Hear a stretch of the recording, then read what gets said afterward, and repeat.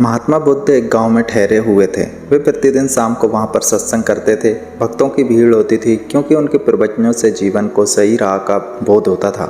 बुद्ध की वाणी में गजब का जादू था। उनके शब्द श्रोता के दिल में उतर जाते थे।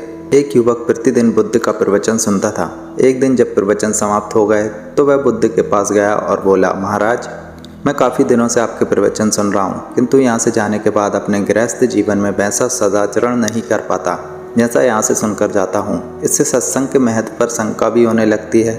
बताइए मैं क्या करूँ? बुद्ध ने युवक को बांस की एक टोकरी देते हुए उसमें जल भरकर लाने के लिए कहा। युवक टोकरी में जल भरने में असफल रहा। बुद्ध ने यह कार्य निरंतर जारी रखने के लिए कहा। युवक प्रतिदिन टोकरी में जल भरने का प्रयास करता, लेकिन वह हर बार असफल हो जाता। कुछ दिनों बाद बुद्ध ने उससे पूछा, इतने दिनों से टोकरी में लगातार जल डालने से क्या टोकरी में कोई फ़र्क नज़र आ रहा है? युवक बोला, एक फ़र्क जरूर नज़र आया है। पहले टोकरी के साथ मिट्टी जमा होती थी, अब वह साफ दिखाई देती है। कोई गंदगी नहीं दिखाई देती और इसके छेद पहले जितने बड़े नहीं रह गए, वे बहुत छोटे हो गए हैं।